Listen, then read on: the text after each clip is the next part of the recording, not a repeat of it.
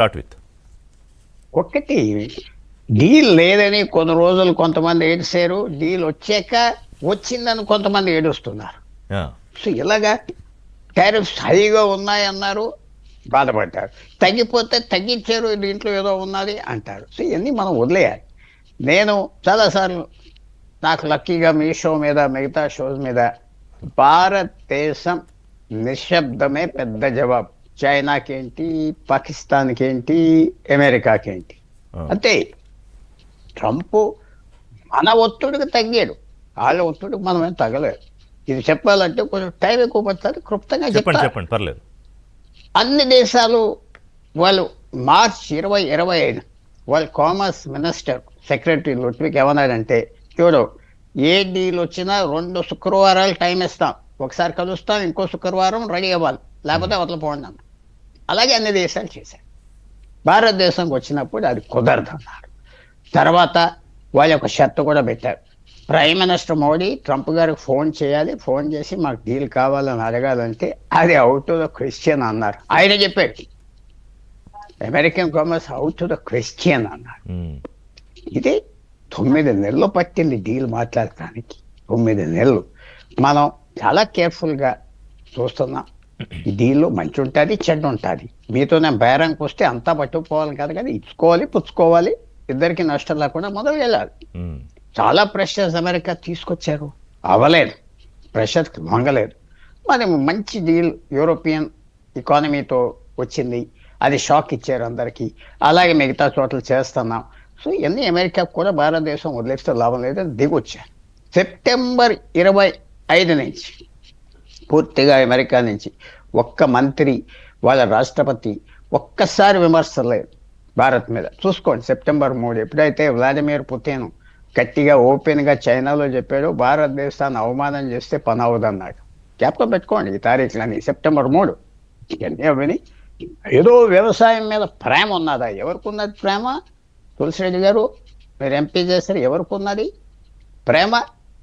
వ్యవసాయంలో ఒక్క మంత్రి, వీళ్ళు కూడా అంటున్నా ఈ కేబినెట్ లో కూడా వ్యవసాయానికి సంబంధించిన వాళ్ళు ఎవరు లేరు.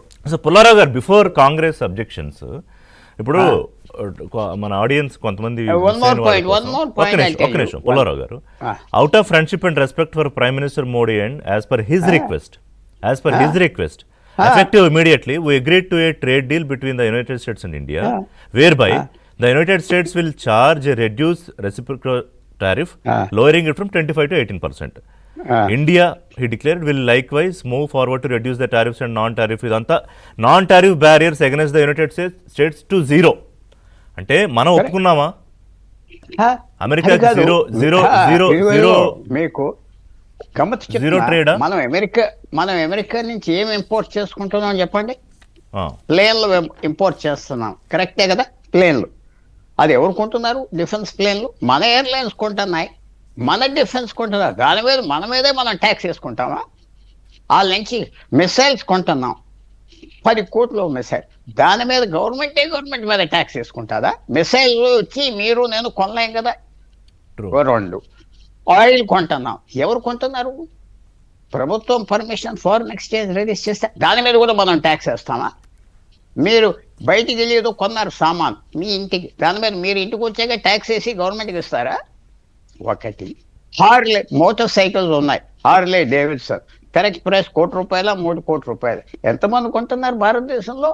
500 మంది, ఇంకో 100 మంది కొంటారు. అది పెద్ద వాళ్ళకి symbolic. Harley Davidson motorcycle ఫ్రాన్స్కి వైన్ లాగా ఇచ్చేమన్నారు. మనకి దేని మీద నష్టం? దేని మీద? సరే వ్యవసాయమే వ్యవసాయదారులే 100 years బట్టి మా ఫ్యామిలీతో నేను వ్యవసాయం.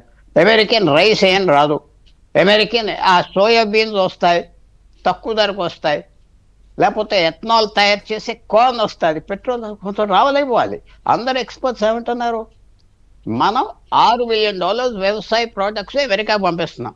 అక్కడి నుంచి ఇప్పుడు వచ్చేది $1.5 బిలియన్, ఇంకో 2 మిలియన్ 3 మిలియన్ 5 వేలు వస్తే పోయిందే ఉంది.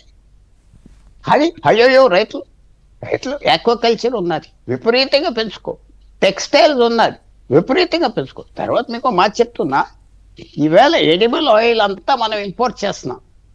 ఇక్కడ పెంచమంటే ఏ రైతు పెంచట్లేదే. దానికి 10% డ్యూటీ వేస్తున్నాం మనం. For example 10%.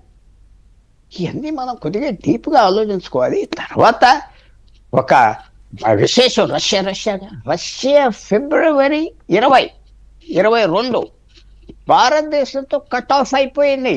వీళ్ళు అమెరికాతో ఉంటారు, మనతో లేరు. ఈ ఫోటో మీకు కనపడుతుందో లేదో, ఇమ్రాన్ ఖాన్ 6 గంటలు యుక్రెయిన్ వార్ స్టార్ట్ అయిన రోజున వ్లాదిమిర్ పుతిన్తో మాస్కోలో కూర్చున్నాడు. అవును. అమెరికా రెచ్చిపోయి వార్నింగ్ ఇచ్చింది పాకిస్తాన్ సైన్యం తీసేయవాడనంటే 30 రోజులు తీసారు. ప్రపంచంలో కనపడే ఫోటోలు ఒకటి, వెనకాల కథ ఒకటి. నేను ఒకటే ప్రశ్న అడుగుతున్నాను మన మిత్రులు. ఈవేళ $6 బిలియన్ మనం ఎక్స్పోర్ట్ చేస్తాం. అది $15 బిలియన్ అవుతుంది. ఎందుకంటే ఇప్పుడు మనం ఎక్స్పోర్ట్ చేసే సామాను రైస్ పాకిస్తాన్ ఎక్స్పోర్ట్ చేస్తుంది, బాస్మతి. బంగ్లాదేశ్ ఆక్వాకల్చర్, వాళ్ళకి ఎంత దెబ్బ తగిలిందమ్మా? వాళ్ళకంటే తక్కువ టారిఫ్స్. ఫస్ట్ వాళ్ళ మార్కెట్స్, వాళ్ళ ఫార్మ్స్ డిస్ట్రాయ్ అయిపోతాయి కదా.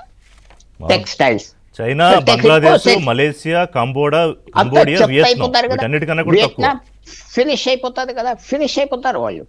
నీకు వ్యవసాయం వాళ్ళు బాస్మతి రైస్ వేసుకో, లిఫ్ట్ చేస్తారు. మంచి క్వాలిటీ రైస్ వేసుకో, లిఫ్ట్ చేస్తారు. ఏదో సోయాబీన్ ఫార్మర్ మధ్యప్రదేశ్లో మీకెందుకు అంటున్నా నేను, మీకెందుకు? అక్కడ ఎవడో మొక్కజొన్న పొత్తులు వేస్తే $1 బిలియన్ చౌకగా వస్తే ఇక్కడ కార్న్ ఆయిల్ చేస్తాం కదా మనం. అయిపోయింది. ఇంకో లాస్ట్ పాయింట్ చెప్తున్నా మీకు. ఇవన్నీ ఇలా ఉండగా ఎలాంటి డీల్ ఇది? చాలామంది మనం అన్ప్రిపేర్డ్గా ఉన్నాము. తెలుగు రాష్ట్రాలు కూడా అన్ప్రిపేర్డ్ అని చెప్తున్నా. 0% యూరోపియన్ యూనియన్ డీల్ ఇచ్చింది. దేని మీద?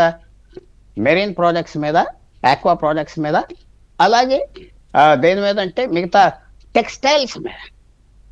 అలాగే అమెరికా కూడా చేసింది కదా, అప్పుడు తగ్గించేసింది కదా. మన కాంపిటీటర్స్ ఎవరు టెక్స్టైల్స్ లో?